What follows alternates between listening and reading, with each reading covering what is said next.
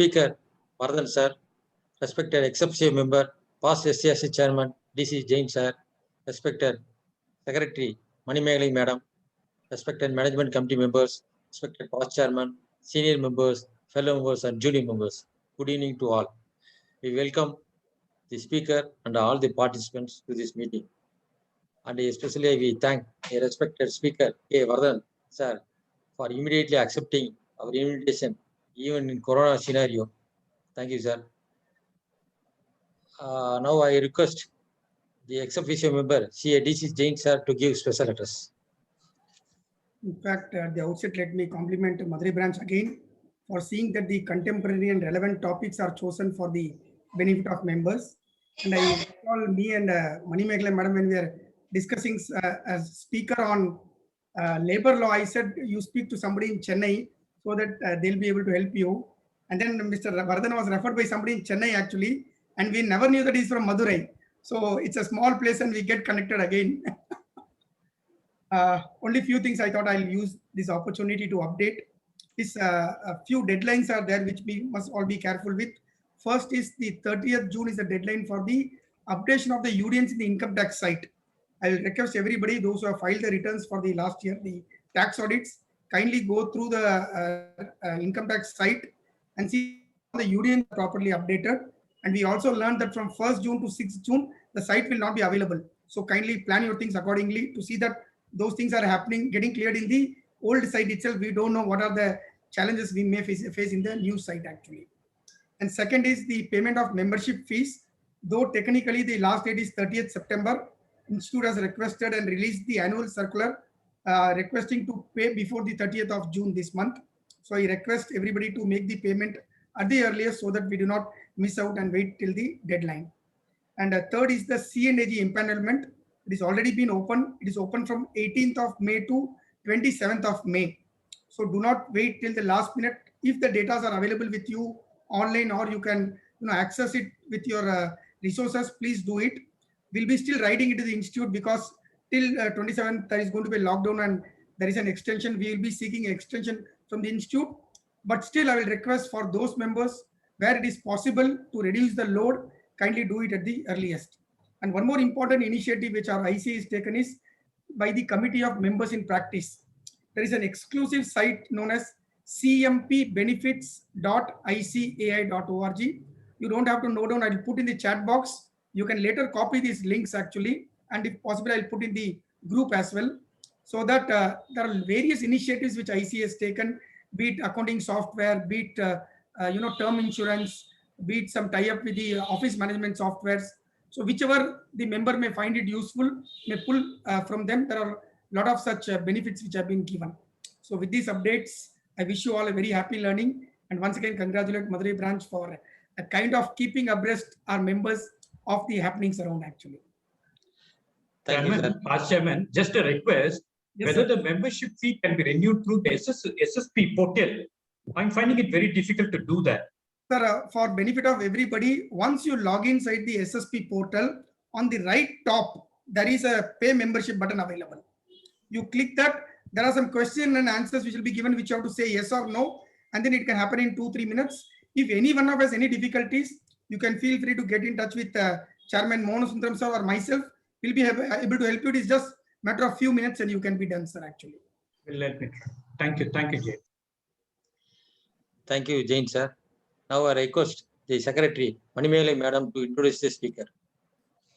Good evening, all members present. Good evening, sir. Happy welcome, Speaker, sir. It's my pleasure to introduce Speaker of the Day, Mr. Vardhan, who began his career with TVS and Sons in 1988. He has played an active role in the business expansion in Kerala, effectively involved in the right sizing of the workforce. He then moved to Aparajita in 2005. He has played a key role in stabilizing the flagship activity of compliance management services. Currently, he is a Chief Consultation Officer for Aparajita. He has organized National Conclave on Industrial Relations many a times. He is associated with employer bodies like CII, EFSI, and NIIPM. He was a visiting faculty for Symbiosis Center for Management and HRD, Pune, and for Tyagaraja School of Management, Madurai. He has participated in many forums as a resource person and a moderator.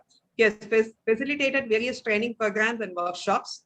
Today's speaker, Mr. Varadan, is a graduate in mathematics and law. Besides, he is a PG in personal management and counseling.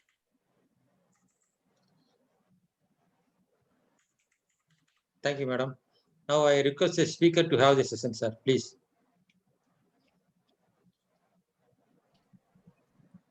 Sure, sir. I just take a minute. Thanks. Yeah. Yeah.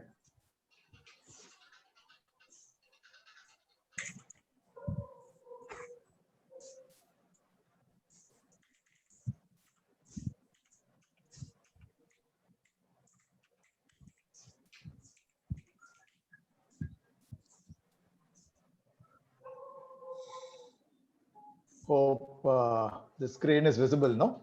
Yes, Yes, yes, sir. visible, sir. I hope yeah, fine.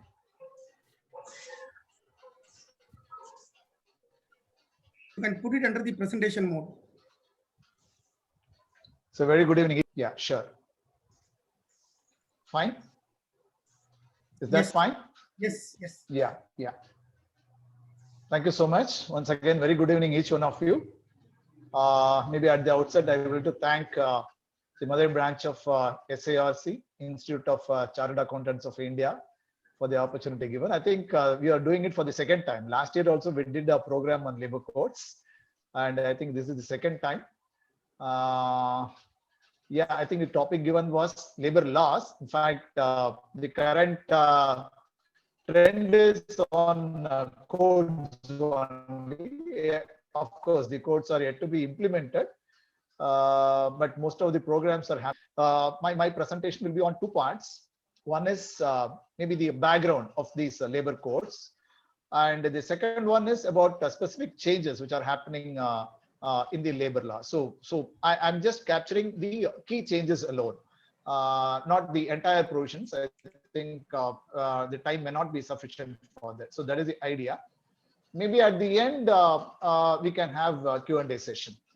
So this is the idea with which I'm planning to make my presentation today. And yes, I think you all must be aware the current set of labor laws are now getting subsumed into just 4 codes. The first code is a code on wages. It was introduced in 2019 itself. So the current Minimum Wages Act, the Payment of Wages Act, the Payment of Bonus Act, the Equal Remuneration Act, all the 4 existing legislations, they are getting subsumed into one code called Code on Wages 2019. So this is the first code.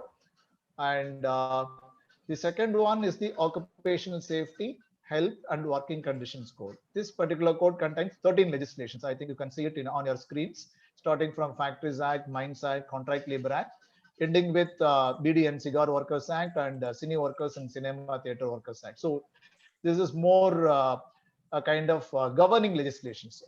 So if a particular establishment type happens to be factory, then the provisions of the Factories Act will be applicable. No, Mines Act will not be applicable, or Plantation Labor Act will not be applicable to that type of establishment. So if it is a factory, then the provisions of the Factories Act will be applicable. If it is a mine, then the Mines Act will be applicable. So it is a kind of governing legislation based on the type of establishment. See, the third code is Code on Social Security, starting from PF, I think Employees Compensation here, Employees State Insurance Act, ESI, Employees Provident Funds and Miscellaneous Provisions Act. And it also includes maternity benefit, it includes payment of gratuity, and Building and Other Construction Workers CIS Act, as well as the Unorganized Workers Social Security Act 2008. All these 9 legislations are now getting subsumed into one code called Code on Social Security. And the fourth and final code is the Industrial Relations Code. Typically, the Trade Unions Act, the Standing Orders Act, and the Industrial Disputes Act. These are all the 3 legislations which are considered to be IR laws, industrial relation laws. So these 3 laws are getting subsumed into one code called Industrial Relations Code. So totally there are going to be 4 codes, and all these 4 codes totally it contains 29 existing legislations. So I think you might have heard that people saying there are 44 central legislations which are now getting subsumed into 4 courts. It is not exactly 44 because you can see on your screens that totally there are 47 legislations, of which from 37 to 47, totally 11 legislations. I think I have put it in red font actually, the serial number.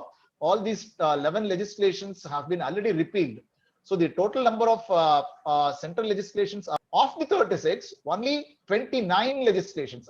I think that is legislations are made into just 4 codes, right? Again, the Code on Industrial Relations, it contains 3, so total contains 13 legislations. So 13 plus 7, 20, and Social Security Code, it contains 9 legislations. So 20 plus 9, totally 29 legislations.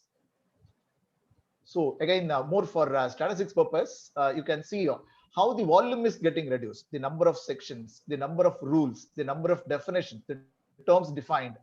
Take for example, code on wages, right? So currently all the 4 codes, minimum wages, payment of bonus, equal remuneration, all the 4 legislations put together, the total number of sections in these laws, it is 115 currently, right? So once it is getting subsumed into 1 code, code on wages, the number of sections, it comes down to 69. So instead of 115, there will be only 69 sections. Similarly, the number of rules based on the draft rules, I'm saying, currently it is 67. Again, all the 4 central rules put together, there are 67 rules currently. Now, as per the draft rule on code on wages, the number is becoming 58. That is also getting reduced. And the number of terms defined, again, it is 46 currently. That is coming down to 26. And the number of returns to be filed, it is now 3. That is coming down to 1. The number of statutory registers to be maintained, it is 14. That is coming down to 3 now. The number of abstracts and the number of statutory notices to be displayed on a regular basis, I think it is currently 2, and that is becoming 1. So the number of sections, the number of laws, the number of rules, the number of terms defined, the number of transactional compliance activities, all these are coming down actually once the codes are introduced. I think I just explained for code on wages. You can see for the other codes also, occupational safety, health, working conditions code, industrial relations code, as well as code on social security. That is how it is. Right. Okay. So what exactly the central government is planning for? Right. So the main purpose is the amalgamation. Amalgamation, yes, they want to reduce the number of laws. So currently, yes, 29 laws, now it will become just 4 codes. Instead of 29 laws, it will become 4 codes. And simplification, yes, we saw that the volume is now getting drastically reduced, right? Maybe in terms of number of laws, or in terms of number of sections, or in terms of number of rules, or in terms of number of compliance tasks. It is getting reduced, mainly, I think, taking advantage of the technology, right? I think the process is also getting simplified now. And the third important thing is rationalization, right? So we are aware that if we take, for example, the terminology employee, the term employee is defined in each and every labor law. The definition is there in the Minimum Wages Act. The definition is there in the Payment of Wages Act. Definition is there in ESI Act. And the definition is also different from one legislation to another legislation. So the same term is defined for multiple times, right? Similarly, duplication of work is also happening in terms of when we get into the details of the compliance task. Maybe we'll be maintaining wage register under Factories Act. We will be maintaining the wage register and the Payment of Wages Act also, and it is also prescribed under Minimum Wages Act. So duplication of work is also happening. So through these introduction of codes, the third aspect which is aimed at by the government is rationalization. So it is happening. And government is also trying to leverage on technology so that it will be, the transactions will be transparent, and there will be accountability, and consistency will also be there, right? And things can move easily and quickly. And widening the scope, as we are aware, I think roughly people say that there are 50 crore people in India who are doing some employment. Of the 50 crore, only 10% is in the organized sector. So the set of labor laws which are available now, it is applicable only to those workers or employees who are in the organized sector. The rest 90%, so roughly 45 crore employees, for them, I think none of these labor laws are applicable on a regular basis. On and off, yes, it is possible, but not on a regular basis. But now, with the introduction of the codes, the government wants to improve, expand the scope of these labor codes, so that it includes the people in the unorganized sector or the unorganized workers also. Say, for example, Ola driver, right? So nobody is an employer for him currently. But once the codes are implemented, he will become an employee, at least for the purpose of social security, right? For PF or for ESA. Of course, he may have to do some registration with the using his Aadhaar card in the portal, which will be introduced for that specific purpose. Similarly, transgenders, they are also getting, we provide amenities. We provide amenities separately for men and separately for women, right? But now, once the codes are introduced under the Occupational Safety, Health and Working Conditions Code, transgenders are also recognized, so that I think amenities are to be provided for them also separately, right? So that condition is now laid, and thus I think their engagement is employment is somehow recognized now. And ushering in compliance culture. See, unfortunately, what happens, many of even today, some of the big corporates, they want to understand the law applicable to them, but not with the main intention of doing the compliance, but to circumvent the law, right? So I think when it comes to the question of income tax, we used to say, yes, avoidance of income tax within the framework of law, that is permitted. But evading income tax, that is not permitted, that is clearly illegal, right? That we all know. Similarly, under labor laws also, many of the corporates, they understand the provisions of the labor laws. Instead of doing the compliance, they understand it for circumventing, right? Not doing the compliance, whatever is applicable to them. So I think that is not the right attitude, I would say. So government is trying to build the compliance culture among the corporates with the introduction of the labor codes. I think some of the steps taken by them is the role of the inspectors. Now it is getting changed as inspector cum facilitator. So they have to necessarily facilitate, advise, guide the companies as well as the workers with respect to the compliance applicable, whatever task applicable to that particular company. Only then, subsequently, even then, if the company does not do the compliance, then he can go for taking action. And penalties also, it is increased. So currently, if it is 5,000, in some cases it is going of offenses, it is now permitted now. If some contravention is noticed, yes, they can pay 50% of the maximum fine prescribed for that contravention to the officer appointed for that purposes. They can come out, but that will be available for the company only for one time. That is for the first time.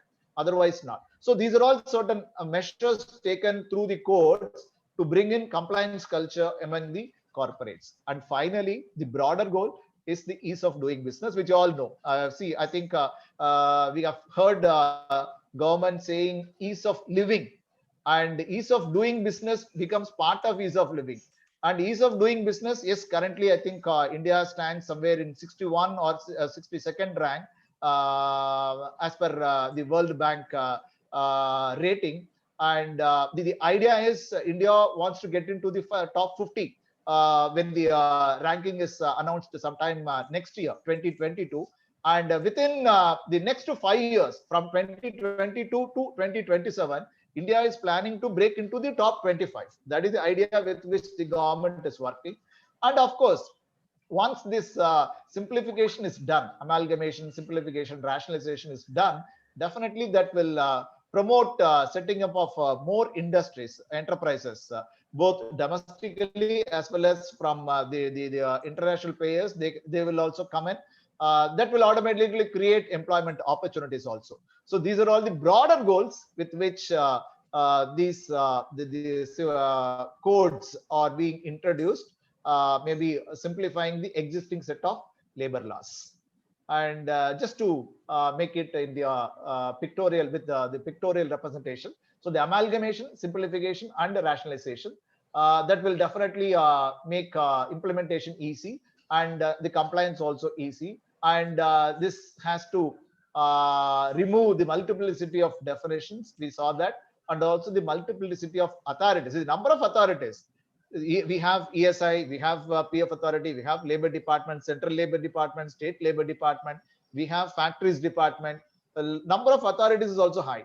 I think that is also now getting reduced through with the introduction of codes. So again, the code also facilitates use of technology, and the scope is also getting widened. I think it is more the social perspective, because unorganized workers are also included, and the transgenders are included. And with all these, I think ultimately it has to promote the number of industries in our country, and thus the number of employment opportunities. And of course, since the transgenders are included, the unorganized workers are included for social security purpose, that also fulfills the equity, right? We used to say justice, fairness, and equity. All three have to happen simultaneously. So this will definitely improve equity in our country. And specifically now, labor reforms. Yes, we all know the subject labor as well as social security both fall under the concurrent list of the Indian Constitution. So both the central government as well as the various state governments can enact laws in these fields. But one thing is the law to the provisions of the law enacted by the central government, if it has happened in the for the same subject. That is the idea. Otherwise, it will simultaneously both the laws will be applicable. We all know that. So take for example the Tamil Nadu Shops and Establishments Act. That is a state-specific legislation that will be applicable to only to establishments situated in Tamil Nadu. Right. Similarly, we have Factories Act, which is a central legislation that applies to all factories across India. But I think there will not be any contradiction between these two legislations. Right.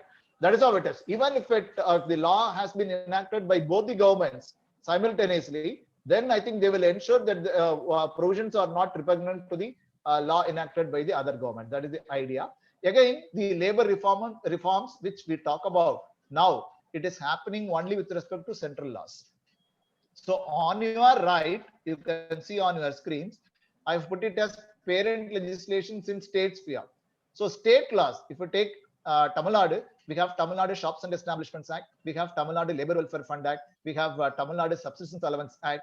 So 5 or 6 legislations we have in Tamil Nadu specifically, but there is no change happening with respect to laws enacted by the state governments, not only in Tamil Nadu, even other states, right? So whatever labor reforms or labor codes we talk about, we are talking about only the central legislation. That is what we saw the list, 29 legislations. Those are all central legislations enacted by the central government. So on your left, so parent legislations in central sphere. So this legislation will have rules enacted by the central government as well as various state governments. So we call those rules as subordinate legislations for the parent legislation, right? So since these changes are happening, this could lead to positional change, legal positional change. Take for example, now as per the definition of the term wage, HRA is excluded. But currently, for one legislation, it will be included. For another legislation, it may be excluded. A typical example is for PF, HRA is not considered as part of wages currently. But for ESI, it is treated as part of wages, right? But now the position is changing with the new definition for the term wage, and it is also common for all the 4 codes. So the definition for the term wage will be same for PF, for ESI, even for other areas like gratuity, bonus. That is how it is going to be. So legal position with respect to certain areas, this will change. And also, since these changes are happening, the companies may have to come up with certain policy change in their company with respect to their company. Take for example, wage policy. Every company will have their own wage policy, right? But since the laws are changing, the companies may have to slightly adjust or totally come up with a different policy with respect to the wage structure they have in their company, if it is not in line with the proposed wage structure which is advocated by the proposed codes. Similarly, this can also lead to some systems and process change. Typical example, we all know, if a particular industrial establishment, if it has less than 1,000 employees, then I think that industrial establishment has to pay salary within 7 days after the end of the calendar month. That is the wage period. But if the number goes beyond 1,000, they can go up to 10 days. So this provision is there currently, but it is now getting changed through the codes. As per the code, it is going to be only 7, irrespective of whether an industrial establishment has less than 1,000 employees or exactly 1,000 employees or more than 1,000 employees. They have to pay the salary within 7 days. So the 10 days timeline that will go once the codes are introduced. So the process change they may have to bring in their company. So these changes in the central laws and consequently the subordinate laws under legal positional change, policy change, and systems and process change in the company. Right. Okay. I think we have now come to the end of the first part, which I was talking about. Just an introduction, background. So why these labor codes are now getting introduced? What is the idea, and what could be the broader impact? That is what we have discussed so far. Now we will just get into specific points. This is now with respect to minimum wages again. So minimum wages will be applicable to all industries and the employees, including managers, when fixed. Right. So the point here is, currently under the Minimum Wages Act, there is a schedule attached to the Act. So the Minimum Wages Act will be applicable only to those industries which are mentioned in the schedule. It will not be applicable to all the industries. Right. Currently, I'm saying. But under now, with minimum wage, it becomes part of Code on Wages. It is not going to be a separate legislation. So it will be a separate chapter under Code on Wages. So now, as per the code, minimum wages will be made applicable to all industries. So there will not be any schedule. Automatically, it will be applicable to all industries and it will be applicable to all employees. Only thing is, for that specific type of employment, the appropriate government should have fixed the minimum rates of wages. If they are fixed, yes, the companies have to ensure that minimum rates of wages fixed have to be paid at least to the employee if he is engaged for that type of employment. So the takeaway from this particular slide is it is not going to be a particular list of industries for which the minimum wages will be applicable, which is the current legal position. But once the codes are introduced, minimum wages will be applicable to all types of industries, right? And with respect to salary, currently we all know that even if the monthly salary of an employee happens to be 50,000, the basic and DA put together will work out to, say, for example, 10,000. The rest 40,000, they will call it as some allowances, so that those quantum, that particular quantum of 40,000 will get excluded from the definition of the term wages. They will say some allowance, HRE, for example, or it could be conveyance allowance.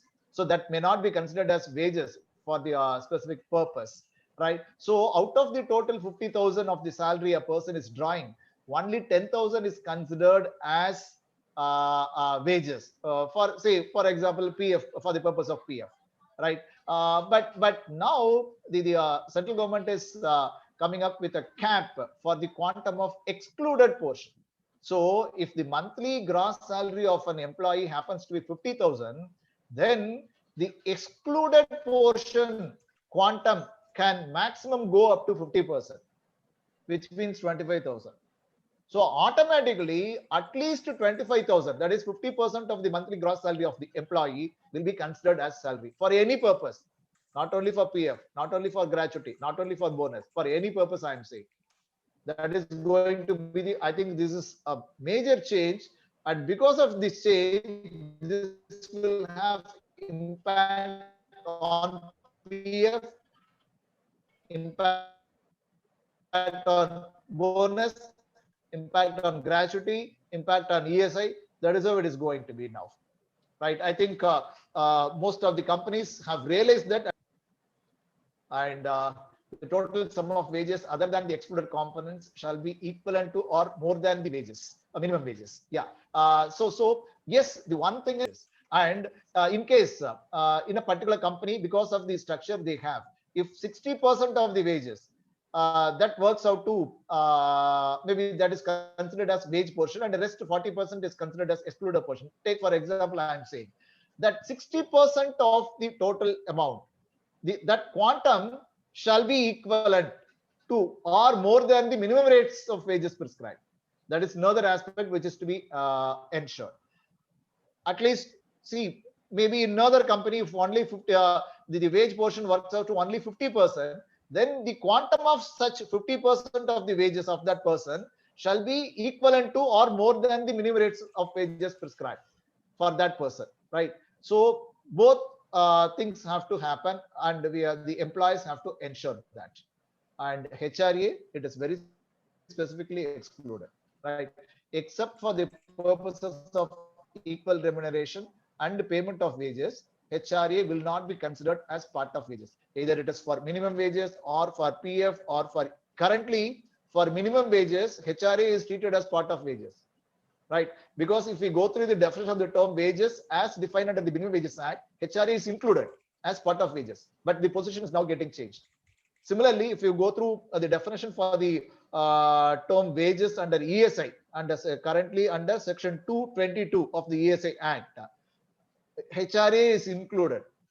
It is considered as part of wages, but once the codes are introduced, it will not be so. HRA will not be treated as wages, part of wages for the purpose of ESI, right? So it is going to be uniform. So HRA will not be considered as wages either for PF purpose or for ESI purpose or for minimum wages purpose or for the purpose of bonus or for the purpose of gratuity, right? Except for equal remuneration and payment of wages act purpose. Otherwise, HRA will not be considered as part of wages. And floor wage and minimum wages. I think now we will have two concepts once the codes are introduced. The floor wage will be fixed by the central government, and this floor wage can also vary from one region to another region, and the minimum wages that will be fixed by the appropriate governments. So once we say appropriate government, it could be central government or it could be various state governments, right? So when the minimum rates of wages are fixed by the appropriate governments, they have to ensure that the minimum rate does not go below the floor rate fixed by the central government. So automatically, at least the floor wage will be paid to each and every employee, each and every worker. That is, so currently also we have a concept called national floor level minimum wages, but that does not have statutory force as on today. But now statutory force is being given to that concept, maybe by linking it to the minimum wages. That is how it is. And I think this has been one of the requests of the employers for quite some time. So based on that, I think this change is done. And this is just for example. I have come up with a simple wage structure. Assume that basic is 6,000, DNS allowance is 3,000, and HRA is 3,000. The total comes to 12,000, which is the monthly gross salary. And we assume that a person, for that particular person, minimum rates of wages is 10,000, but he's paid 12,000 now, monthly gross. Currently, as per the provisions of the Minimum Wages Act, this quantum of wages for this salary structure would be treated as 12,000, right? But whereas minimum rates of wages fixed is only 10,000. So it is more than the minimum rates fixed. This because 12,000 is greater than the 10,000. And now HRA is also part of salary as per the definition of the term wages under Minimum Wages Act. Currently, I'm saying. So that is the reason I think we consider entire 12,000 as wage part, and it is more than the minimum rates fixed 10,000. So this is in order, right? But same salary structure, once the codes are implemented, HRA will not be treated as part of wages, which means for this salary structure, the quantum of wages would be considered only as 9,000, 6,000 basic and DA 3,000. So total comes to 9,000, which is less than 10,000, which is the minimum rates of wages. So this is not in order. So I think this is the crucial change. So because of the change in definition of the term wages, which excludes HRA, this change is happening. I just thought I could come up with this example to highlight how this change is happening because of the introduction of codes, because of the change in the definition of wages under minimum wages currently and under code on wages. Now I move on. Yeah, salary ceiling of rupees 24,000. Now we all know the current Payment of Wages Act. It is not applicable to an employee whose salary, monthly salary, goes beyond 24,000. If you go through section 1(6) of the current Payment of Wages Act, it excludes those persons who are drawing more than 24,000, right? They will not come under the purview of the Payment of Wages Act. That salary ceiling is now removed under the code, which means irrespective of the quantum, even if the monthly salary of the person happens to be 1 lakh, he will also be considered as employee for the purpose of Payment of Wages Act specifically, I'm saying. And monthly wages shall be paid within 7 days. I think we discussed on this. Currently, there is a provision. You can pay before 7 days or you can pay before 10 days based on the number of employees you have in your industrial establishment. But after the introduction of codes, it has to happen within 7 days. It cannot go up to 10 days, irrespective of whether that industrial establishment has 1,000 employees or more than 1,000 employees. And total deductions from the monthly salary of the employee, even today, it cannot go beyond 50%. But if some deduction partially, if it goes towards cooperative societies, then the total deduction can go up to 75%. That is possible. But after the introduction of code, it will be only 50%. Even if partial deduction goes towards cooperative society, the maximum deduction from the salary of the employee can go up to 50%, not more than that. And wage settlement, it has to happen within 2 working days. Even today, that is the position to resignations, right?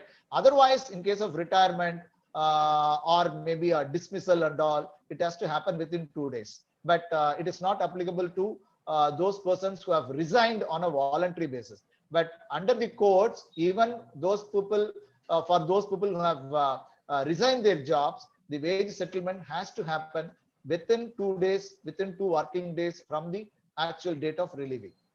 So that is the change. And this is with respect to bonus. Yes, it will be applicable if there are 20 or more persons, even for a single day in an accounting year, or engaged in an industrial establishment.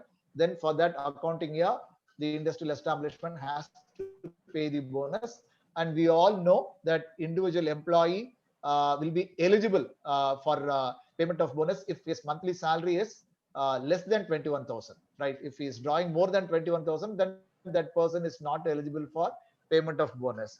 Similarly, for calculation purpose, it will be 7,000 or the minimum rates of wages, whichever is higher. As per the current section 12 of the Payment of Bonus Act, that is the provision. But now the salary ceiling for eligibility as well as calculation, it will be fixed by the appropriate government. So currently it is fixed by the central government, so it is uniform across India for all the companies operating in the country. But now the powers are given to the appropriate governments. So this can vary from one state to another state.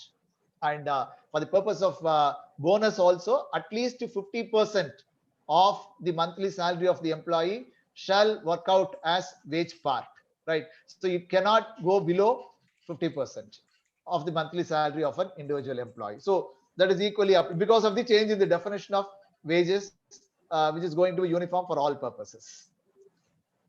And again, this is an example for bonus.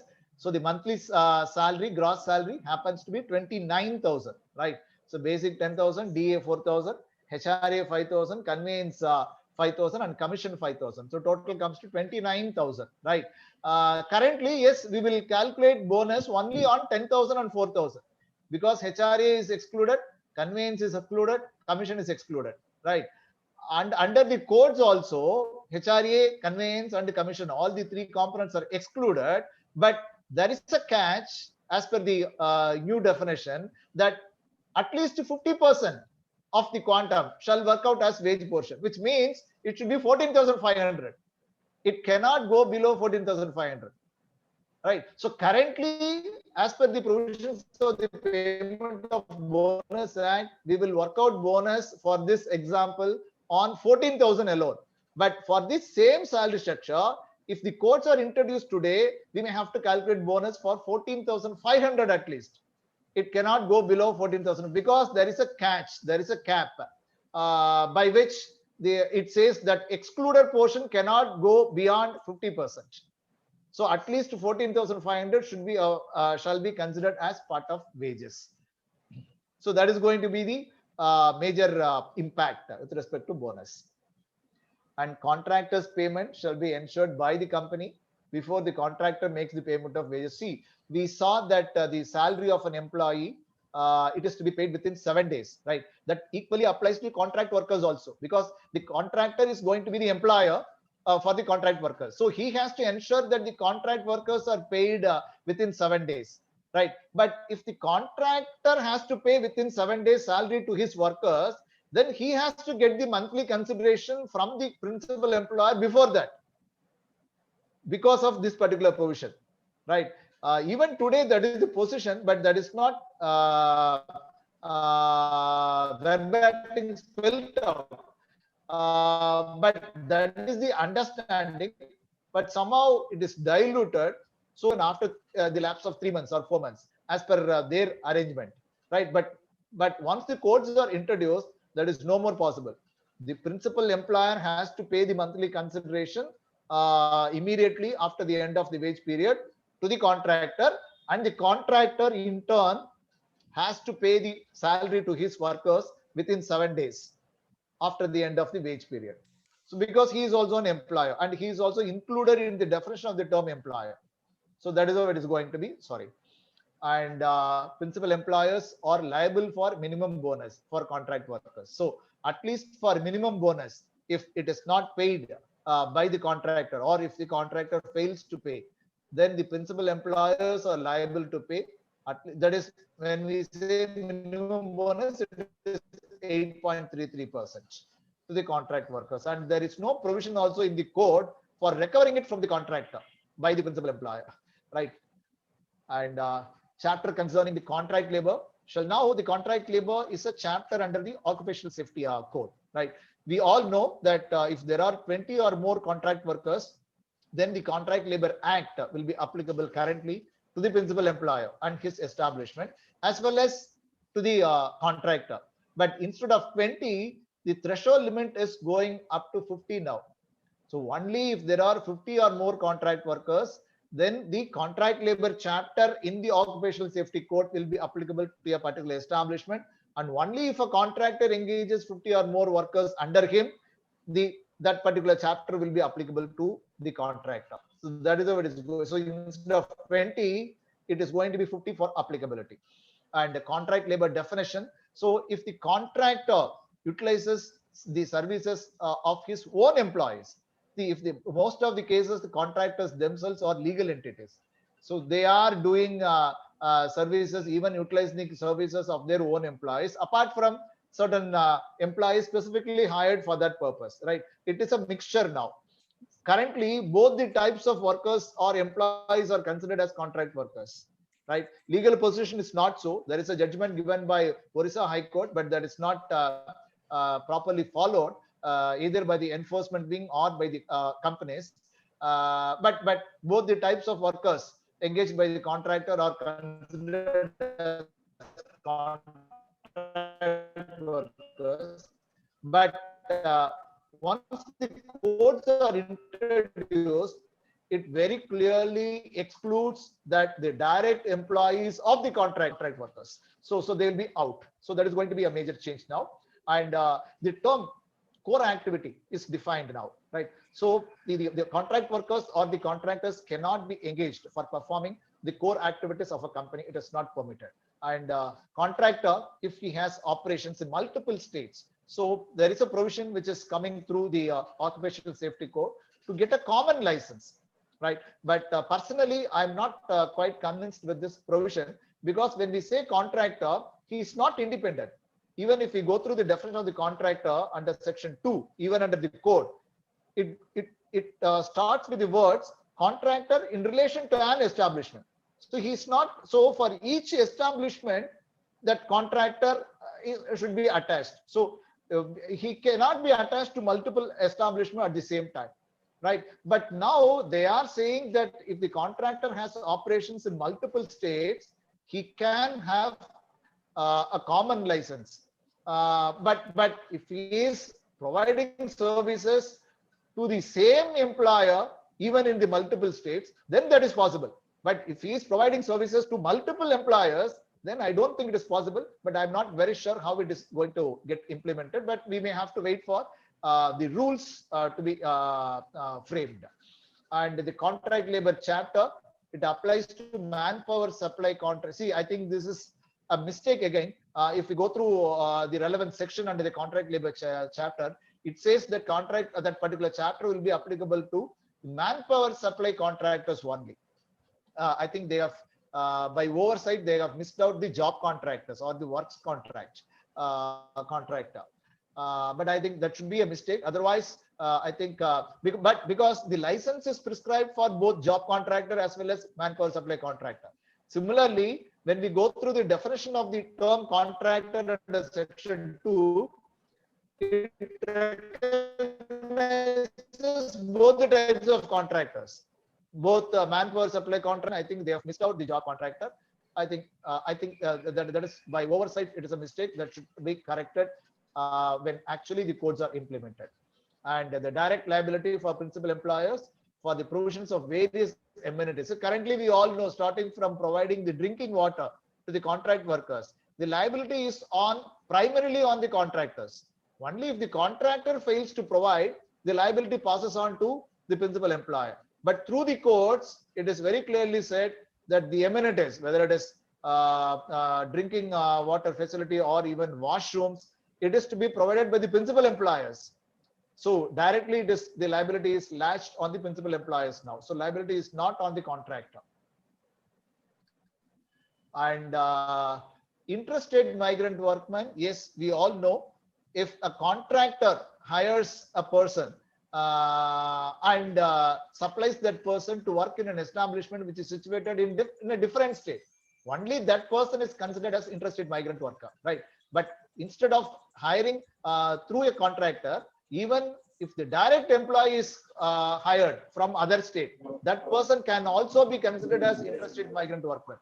So this is going to be a major change. Even a direct employee can become an interstate migrant worker. Wait. Sorry. So I hear someone talking. Any doubt? Can I proceed? Are you able to hear me? Can I proceed? Yes, sir. Nothing, sir. Please carry on, sir. Yeah. So coming back to interstate migrant workers, but if a person is drawing more than 18,000 as salary per month, then that person will not be considered as interstate migrant worker, whether engaged directly or engaged through a contractor, right? So that is so only those people who are engaged from a different state, and if their salary happens to be less than 18,000, only then they will be considered as interstate migrant workers. And currently, there is a separate legislation called Interstate Migrant Workers Act. And if there are 5 or more such interstate migrant workers engaged in a particular establishment, then that act will become applicable to that establishment. So instead of that 5, the threshold number is going up to 10 now. So instead of 5, the minimum number of interstate migrant workers should be 10 for its applicability to an establishment. And in case of fatal accident or serious bodily injury to any interstate migrant worker, I think the report shall be submitted to the authorities in the host state as well as in the home state, and information shall be passed on to the next of the kin of the worker also. These are all new developments based on our experience during the recent pandemic last year. I think we all heard about that, how they suffered actually, interstate migrant workers, for reaching their home states or coming back to the host states. So because of that, I think these changes are now brought in. And a toll-free helpline will also be available always. I think the appropriate governments have to make provisions for that, so that they can contact their family members whenever they want to do so. And for their further studies also, the appropriate governments have to come up with certain policies, so that they are all they get equipped themselves further by doing maybe higher studies. So I think these are all certain specific points with respect to interstate migrant workers. As I said, some of these provisions are added later because of our experience last year after the pandemic actually.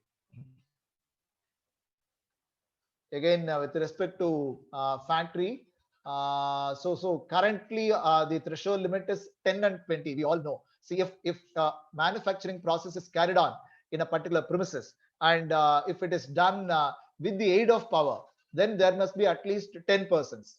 But if the manufacturing process is carried on without the aid of power, then there must be at least 20 persons. Only then that premises will be considered as factory. That is the current provision. So instead of 10 and 20, the threshold limit is getting increased to 20 and 40. So if the manufacturing process is carried on with the aid of power, then there must be at least 20 workers. If it is carried on without the aid of power, then there must be at least 40 workers. Only then that premises will be considered as factory. I think this should help the employers in a big way, particularly the employers in MSME sector. And night shift, currently I think the women employees are not allowed to work during night time, but of course they can go up to 10 p.m. in the night with the special approval of the authority concerned. But through the courts, I think women workers can be engaged in factories during night shift also, but the consent of the women workers shall be obtained, right? That is the thing. Otherwise, there is no bar. And for making the workers work overtime in a factory, again the consent of the workers is required. So these are all again certain changes with respect to factories. And currently, one of the directors in the board shall be nominated as occupier in respect of that factory, and that shall be very clearly communicated to the authority concerned. The main purpose is, if it is not done, then in case if any contravention is noted by the authority concerned, then he can proceed against any of the directors of his choice. If clearly if it is not communicated to him, then he can proceed against any of the directors of his choice. So to avoid that, it is better to choose a director as an occupier and communicate it to the authority. Then he will be confined to issue notice only to that particular occupier. He cannot issue notice to any other directors. That is the advantage for the employers. But now, independent directors, if there are some independent directors in the board, they cannot be nominated as occupier. Only the whole term directors, they can be nominated. One of such directors can be nominated. The independent directors cannot be nominated. Currently, that restriction is not there, but through the courts, they are bringing in that restriction. And reduction in threshold number of workers for appointment of safety officer, welfare officer, and provision of. See, if there are 1,000 or more workers in a factory, then separately a safety officer must be appointed in that factory. That 1,000 is now coming down to 500.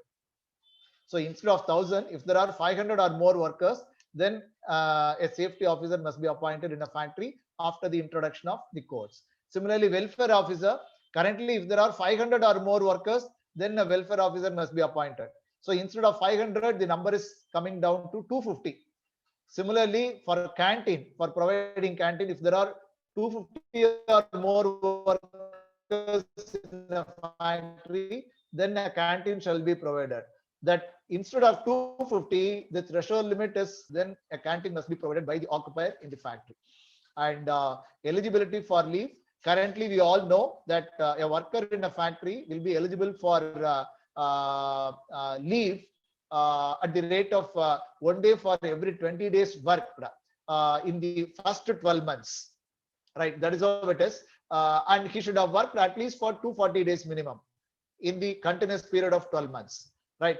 So instead of 240 days, it is now getting reduced to 180 days, which means if a person has worked, if a worker has worked for 180 days in a continuous period of 12 months, then that person will become eligible for leave to be availed in the subsequent year at the rate of 1 day for every 20 days worked in the previous 12 months. So that is how it is going. So this will be advantageous for the workers actually in the factories. And appointment order, it is made mandatory through occupational safety code. It is currently it is not mandate. No, there is no mandate. Even without an appointment order, an employee can be engaged by the employer. But of course, except in 1 or 2 states through their Shops and Establishments Act, it is made as a mandate, like Karnataka or Andhra, or even in West Bengal. I think they have made it through their Shops and Establishments Act, but it is not there in the Factories Act. Right, and other states also, they have not come up with this particular mandate, but now through the occupational code, I think it is made as a mandate, and the appropriate government term is defined, and it is going to be one common definition. Right. Similarly, a definition for the term establishment. So if there are 10 or more workers employed, then I think that is to be registered under the occupational safety code, and it is sufficient if registration is done in any of the codes. It is not necessary that registration shall be done under multiple codes. It is not required, right?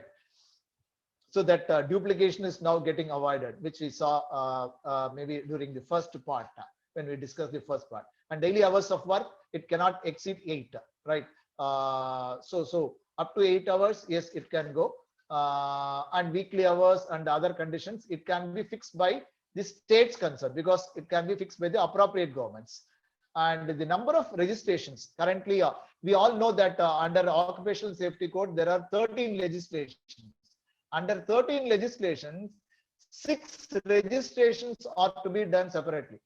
Under Factories Act, 1 registration. Under Mines Act, 1 registration. Under Contract Labor Act, 1 registration. Under Interstate Migrant Workmen, 1 registration.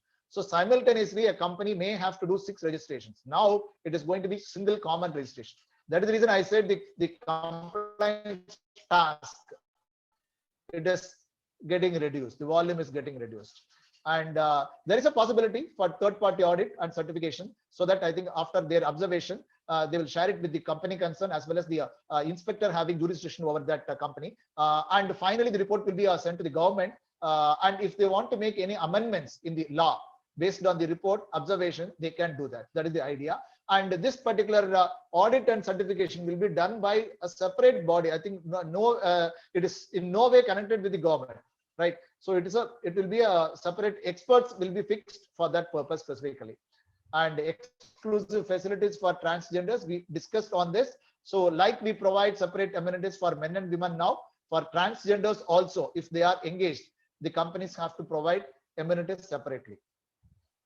And employees, this is with respect to PF now. Employees whose wages are more than the notified wage ceiling by the central government shall also be taken into account for determining the number. See, we all know that when we say applicability, applicability to an establishment is one part, and applicability to an employee in that establishment is another part actually. Most of the cases we used to say that if there are 20 or more workers, then PF Act will be applicable. If there are 10 or more workers, then ESI will be applicable. So, but to determine whether there are 20 or more engaged in that establishment or not, who are all the persons who are to be counted to determine the number? So that always there is a big question for the employers, because there is a ceiling of 15,000 for PF currently. So we have to take into only those employees who are drawing less than 15, or we may have to take into account the more than 15 also, 15,000 also, right? That doubt will always arise for the employees to determine the applicability to the establishment. But now it is clear, even though there is a ceiling prescribed for determining the applicability for the employee, But with respect to the applicability to an establishment, both coverable and non-coverable employees, which means who are getting 15,000 rupees or more than 15,000 rupees, all these persons are to be counted to determine the applicability to an establishment. But this is not the case only with respect to PF. For ESA also is the same position. And if you go through the definition of the term employee, it specifically excludes apprentices engaged under the Apprentices Act. But we all know that apprentices are also engaged through the certified standing orders, and apprentices are also, or the trainees are also engaged through the policies of the company. Currently, all these categories are excluded, right? But under the code, they have mentioned specifically only apprentices under the Apprentices Act. So this gives rise to a doubt whether the other apprentices or trainees would be considered as employees for the purpose of PF or ESI. That doubt still remains. I think clarification has to come from the authority concerned. And exemption under section 17 of PF Act is currently possible, so that the establishment can maintain their own trust. But now through the courts, yes, still it is possible, but only for those establishments which engage 100 or more persons, employees in their, they alone can get exemption, but not the other establishments. And again, with respect to PF, this specific example, basic DA, HRA, conveyance and commission. The monthly salary, monthly gross salary comes to 34,000. Basic and DA as wages for the purpose of distribution on the entire 16,000, or some of the companies may restrict it to 15,000. That is possible because that is the ceiling currently. But once the codes are introduced, since the monthly gross happens to be 34,000, at least 50%, that is 17,000 will be considered as part of wages. So it will not be 16,000, it will be 17,000, right? And assume that 15,000 continues to be the ceiling, salary ceiling. The company can continue to remit contributions only on 15,000, or they can make contributions on 17,000. So the wage quantum will differ once the codes are introduced because of the change in definition of the term wages. As I said in the beginning, the same definition, because of the change in the definition for the term wage, it will have impact on minimum wages, it will have impact on ESI, it will have impact on bonus, it will have impact on PF as well as gratuity. And under ESI, currently we all know that under PF, even if there are less than 20 employees, I think suddenly I hear some sound. May I request somebody to mute your mic, please? Some noise I'm hearing suddenly. Yeah, thank you. Thank you. So, sorry, again, disturbance. Yeah, thank you. Sorry. So currently under PF, the voluntary coverage is possible. ESI, it is not possible. But through the courts,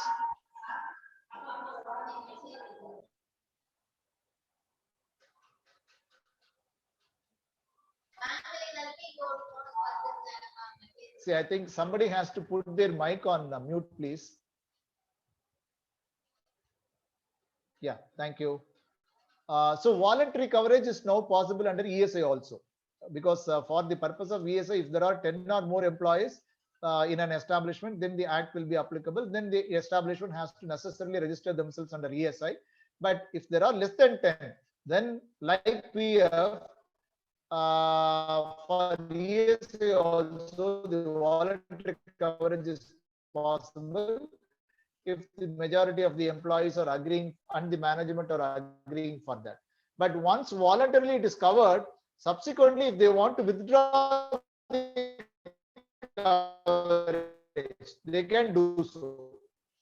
That is possible. And for plantations, again, it is not applicable currently, ESI Act, but under the courts, yes, they can go for coverage on a voluntary basis, not necessarily the establishments, even if there are single employee. If there is a notification issued by this, and for mines also, currently it is not applicable. ESI or minimum number of employees, that is 10 or more employees working in a mine, then I think they have to register themselves under ESI. and presumption as to the accident while commutation between residence and place of employment. See, if some accident happens when the employee commutes between his home and the place of employment, that will be on default will be considered as employment injury unless and otherwise the contrary is proved, right? But currently the position is different. It will not be considered as employment injury unless and otherwise the link is proved. That is how it is currently, but slightly the default position is getting changed. So it will be necessarily considered as employment injury, right? But if it is, if the contrary is proved, then I think that will not be considered as employment injury. And in case if the contributions in respect of an employee are not paid, or even if paid, but the employee, even if the employee is not registered, he will not be eligible for availing the medical facilities from the dispensaries, ESI dispensaries. But now ESI Corporation can extend the medical benefits to them, and whatever expenditure incurred because of extending that medical benefits to that individual employee, they can recover it from the employee concerned. This is a new provision under the code. So the choice is with the ESI Corporation. Under ESI also, I think I've come up with 2 samples here. The first sample, sample 1, basic is 12,000, DA is 6,000, and HRA is 6,000. Total comes to 24,000. And currently, as per the provisions of the ESI Act, entire 24,000 will be considered as wages, which means it is more than 21,000, which is the current ceiling under ESI. So this person goes out of the ESI coverage, right? But for the same sample 1, same structure, if the codes are implemented, HRA will not be considered as part of wages. So the quantum for the purpose of ESI will be only 18,000, which is less than 21,000. So this person is to be covered.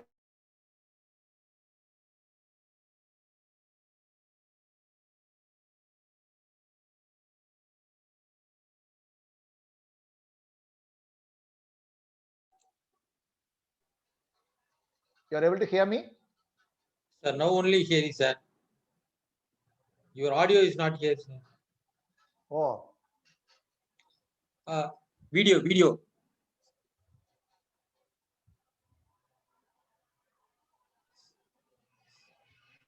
Sir, your video is not visible to us, sir.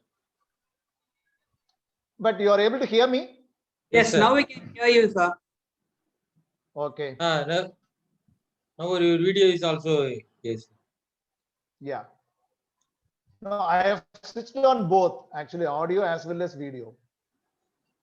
But That is sometimes okay. there are some Screen sharing is not. Some lag is there, sir. you are able to see the screen or not? No, screen is not shared, sir. We can't see the screen. We can hear you, we can see you, but not your screen.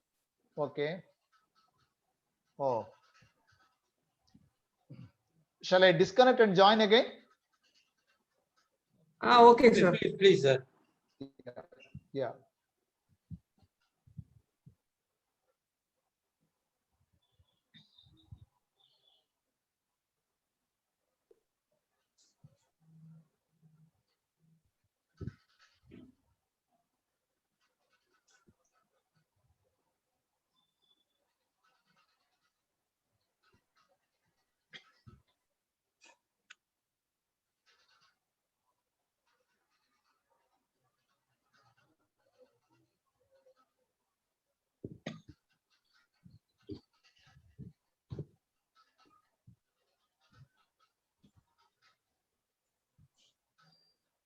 For any problem in sharing the screen, sir?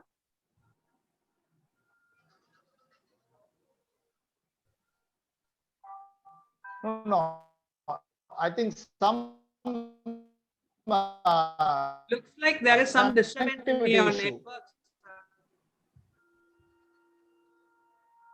Your audio has been breaking. You are able to hear me now? Now it's clear, sir. Audio is clear. Yeah, see, on and off, I see a message that network is not stable. Yes, yes, yes. Not continuously, but sometimes. Yes, sir.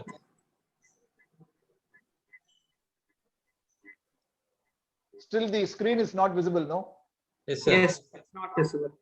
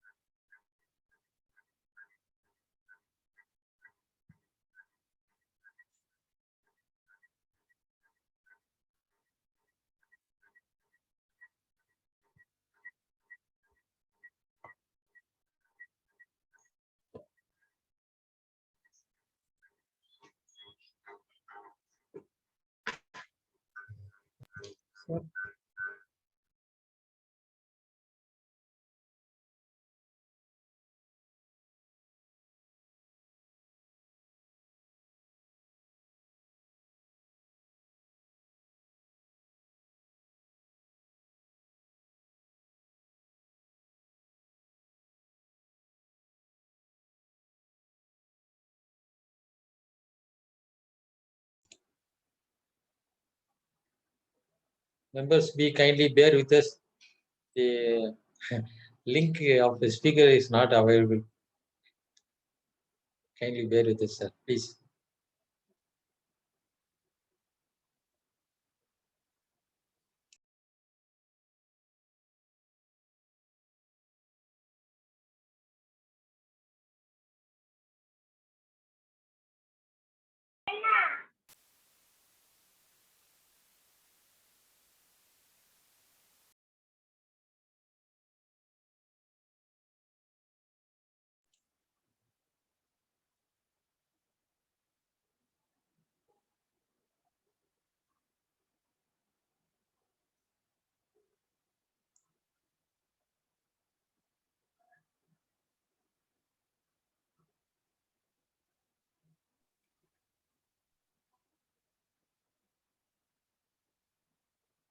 Sir, speaker, sir, now the screen is available, sir.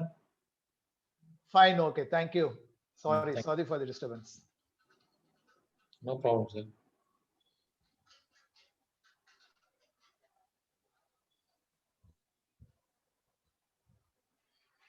Yeah, I think now it's on slideshow, no?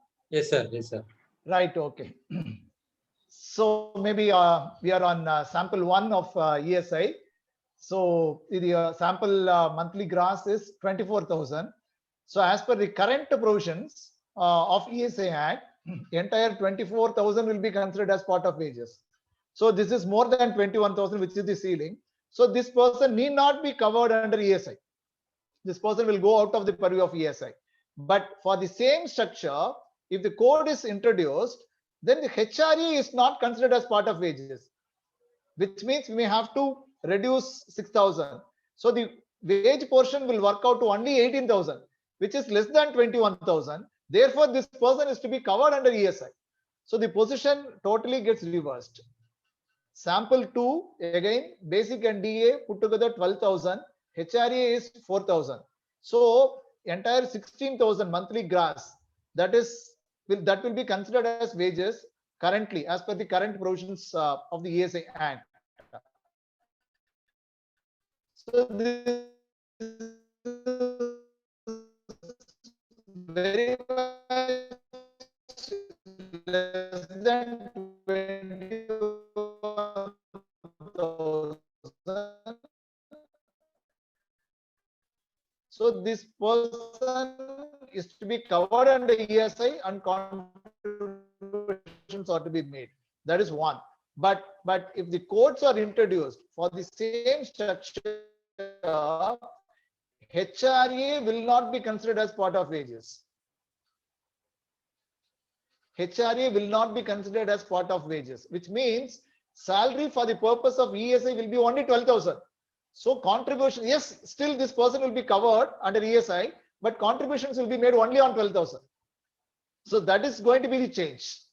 This is how this will impact ESI. I've just come up with sample. Sample 1, probably it may not be in favor of the employer, right? Because currently that person will go out of purview.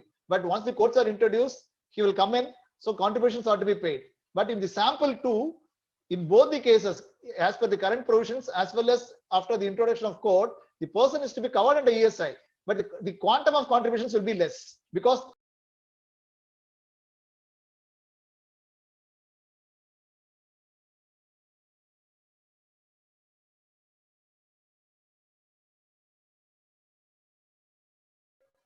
sorry, again I get a message that the host muted all the participants.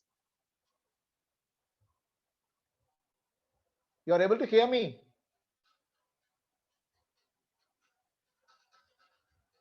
You are on mute. You are on mute. Yeah, we can hear you, sir. Yeah, I still get a message that the host has muted you. No, but yours is on unmute only. We can hear you also. Right, okay. The screen is visible? No, Screen is not visible. screen is not visible, sir. Oh.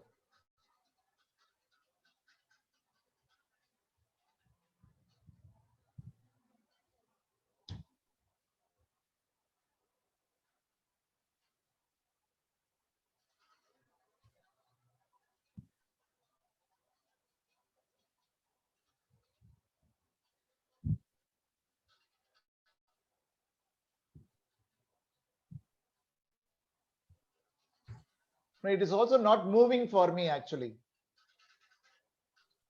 Sir, if you can send me your PPT, I can even share from here, sir.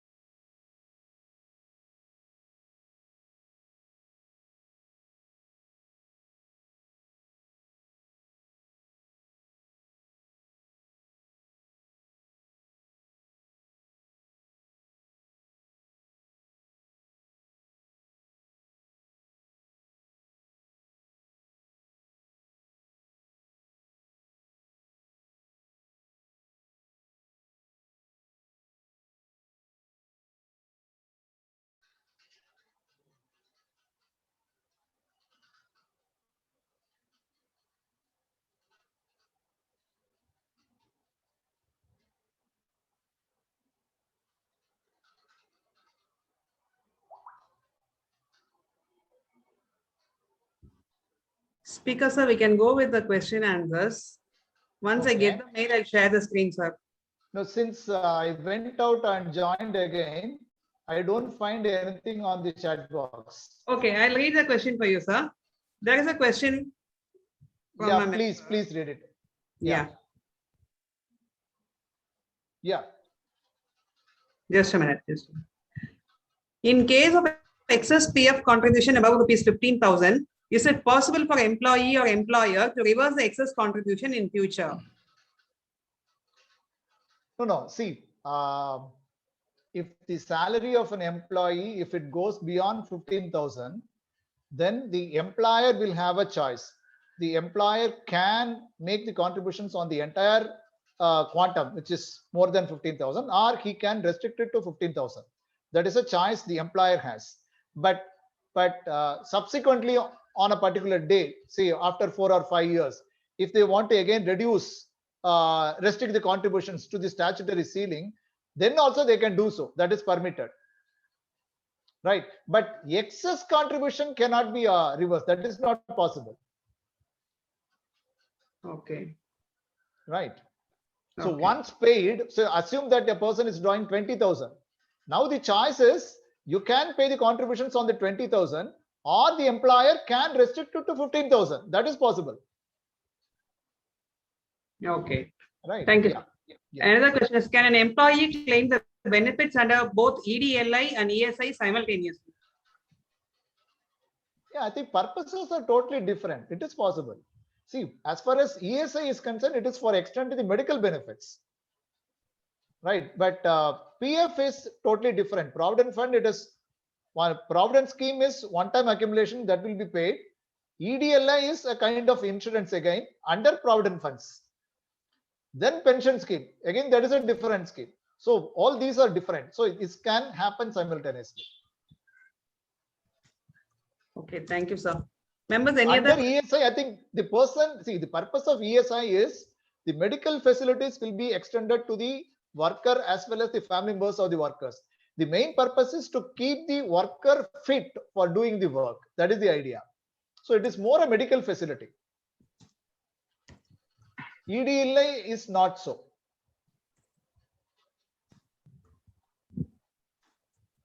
As far as EDLI is concerned, only in case of death of an employee, the amount will pay to the nominee. Otherwise not. So like, will you be able to just throw information about what are the parts of wages that is covered that is to be taken care for PF calculations as well as for ESI calculations briefly? No, specifically for the purpose of PF, we have to consider basic and DA. Yes. And what are the items that could be excluded? Other than this, everything is excluded? All the allowances will be excluded. The point here is many of the companies, we call it as allowances, but it is not so in spirit. See, I will say it is a conveyance allowance, right? But I will pay it even for Sundays. I will pay it even for a holiday or even for when the person is on leave. Okay. So when actually the inspectors come for scrutiny, the employers will not be in a position to Substantiate. Yeah. So in that case, it would be treated as part of wages. But if it is a real conveyance allowance, so there are cases where real conveyance quantum is paid to some in some companies to some employees. There, I think it is very clearly getting exempted.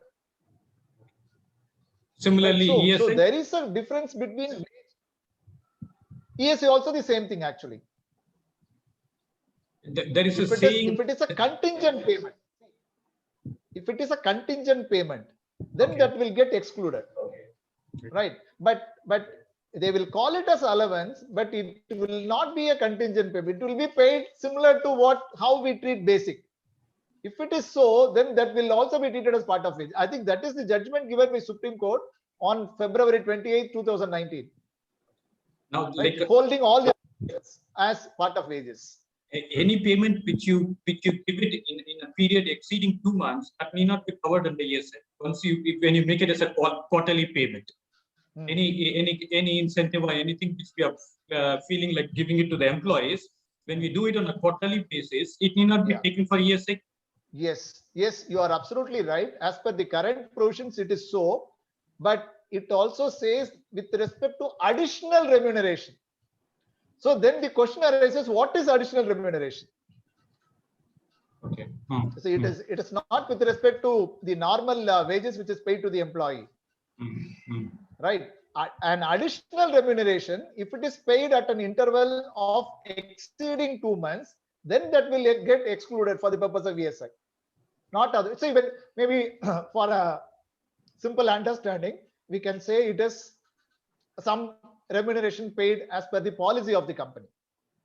Okay. Not based on the contract of employment, that is the appointment order.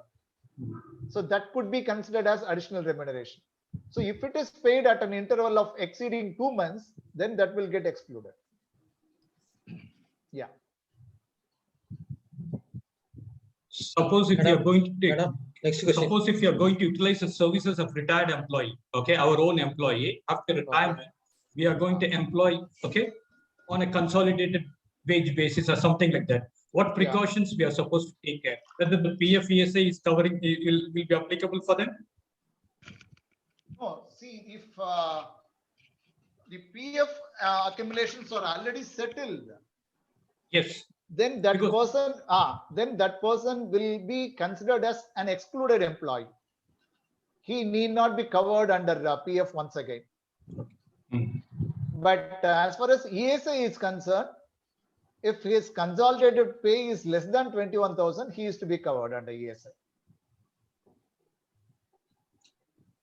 Madam, next And question. what is the time limit up to which the department can take action, such as asking to pay the unpaid amount against the erring employer? As per the code, it is going to be 5 years. Beyond 5 years, they cannot ask. Both for PF and ESI. So whether Gratuity Act is applicable for educational institutions? Case to case, I think we may have to study. Possible. Possible. Can HRA be merged with basic, sir? Yeah, that is management's decision. No law prevents that. Okay, You can merge it. Okay. No law prevents that. Can ESI contribution be stopped once the salary crosses rupees 21,000? Yes, at the end of the contribution period. There is a contribution period. I think one contribution period starts from April up to September. Another contribution period starts from October up to March of next year. Middle of the contribution period, you cannot stop. So that person will continue to contribute until the end of the contribution. After that, you can stop. So it is 21,000 mentioned. It's only 15,000 for the ESA contribution. Once it crosses 15,000 itself, he is not Sorry? covered by the ESA, no? No. 15,000 is for PF. For Sorry. ESA, it is 21,000. Madam, In case the new employer is unregistered under PF or if he loses employment? Sorry. Come again. So what should an employee do to keep the PF account active in case the new employer is unregistered under PF or if he loses unemployment? He loses employment. Sorry. So it is there in the question chat box. What should an employee do to keep the PF account active in case the new employer is unregistered under PF or if he loses employment?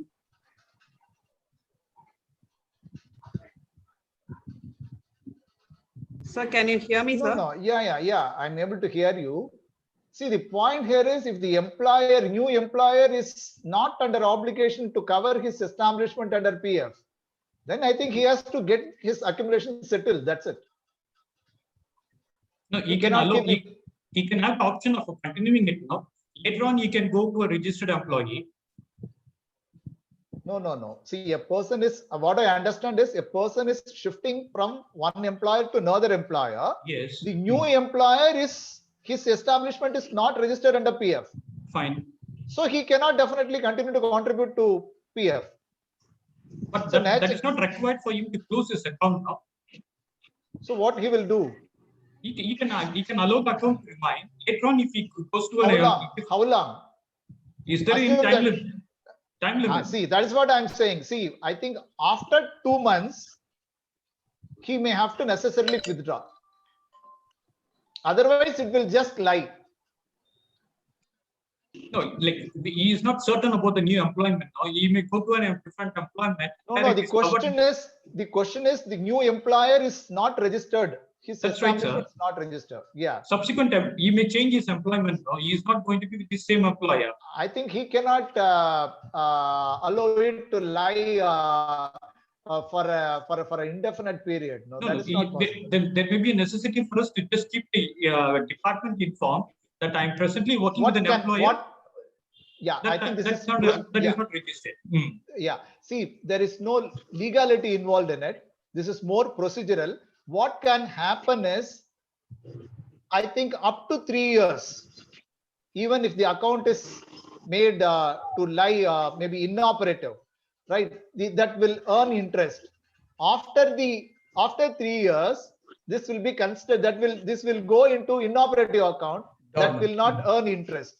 Subsequently, again, if he gets into PF covered employment, then it is possible to renew it. That is how it could be, right? But it is more procedural. We may have to check with the PF authorities. Sir,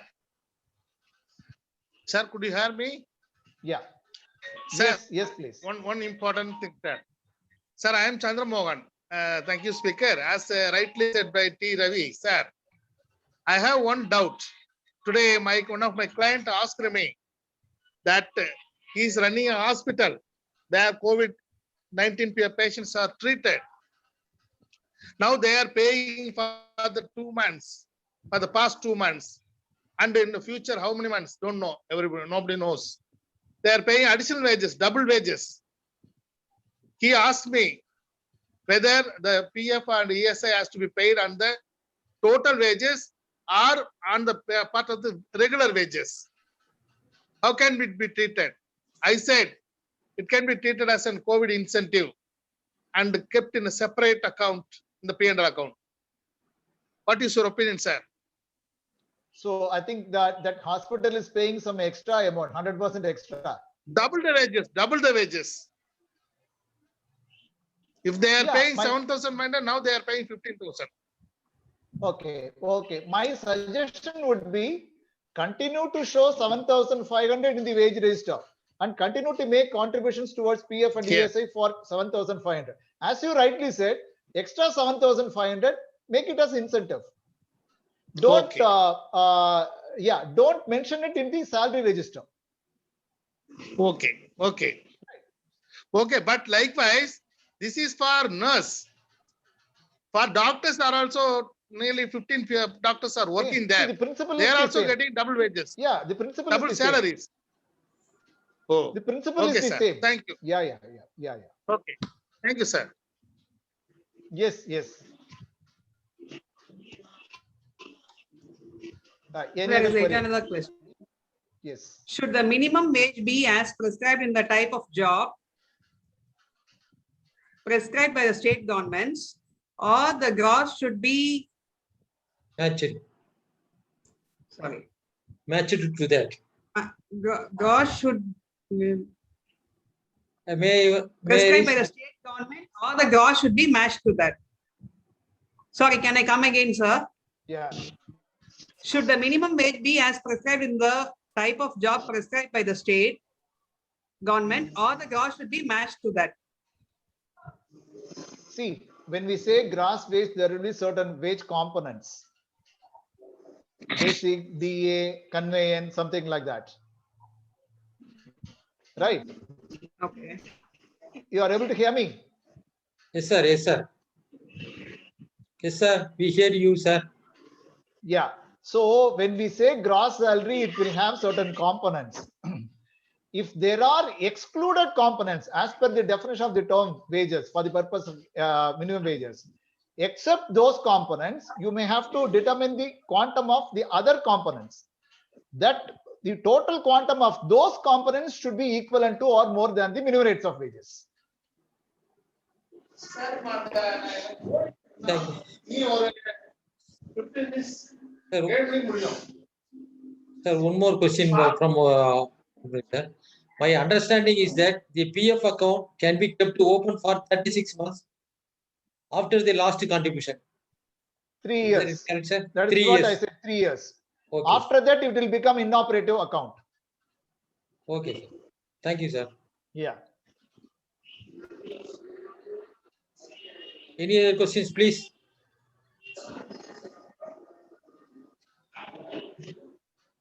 So when the codes are likely to be implemented and made as enactment, any idea? Okay, Yeah. because that's going to give us a lot of relief. Okay. Yeah, see, in fact, the government wanted to implement it from April, but April 21, sir. April 21, they wanted to. Okay. But unfortunately, now I think both central government and the state governments, they are focusing on COVID. Okay. I think that is their primary focus now. And I saw some news that it will be sometime next year. Right. So definitely it will take another 6 months at least. Right. While But presenting it, you and were I telling think- it, out of 36 laws, only 29 is taken into consideration. What are the other 7 which has been eliminated or is going to be a not separate? eliminated. That will continue to be applicable if it is otherwise applicable. Say, I will give you one classic Sexual Harassment Act, prevention of sexual. It is there in the Okay. 7 laws. It is there. It is Sexual Harassment Act is not included in any of the codes. Okay. So that will have simultaneous application. That's it. So along with 4 codes, 7 more laws will be applicable. That's it. Yeah.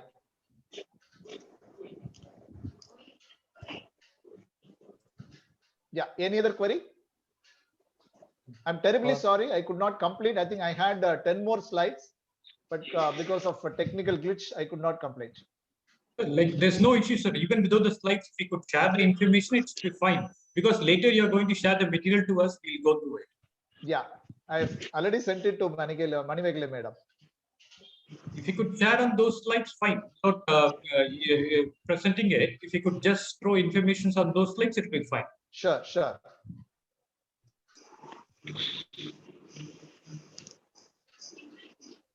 Sir, we thank you for your valuable inputs to us, sir, with lucid explanation, sir. Thank you. Now I request the secretary, CA Manimegale madam, to give vote of thanks. Good evening, members. We are extremely sorry for the interrupted the CPE today because of some technical issues. Thank you very much, Speaker, sir, for your wonderful presentation, along with the very simple examples. It was a very lucid presentation, sir. And thank you, respected chairman, sir, committee members, SARC past chairman, DC Jain, sir, and senior members and junior members for your active participation. We have our next CPE on 29th next week, and we request all your presence for the next CPE also. Thank you very much, members. We're requesting you all to stay home, stay safe in the lockdown period. Yeah. Thank you very much, Speaker, sir, for your wonderful. Thank you, Yeah. sir. Once again, thank you so much for the opportunity. Yes, sir. Best wishes. Bye bye. Thanks. Thank you. Yeah.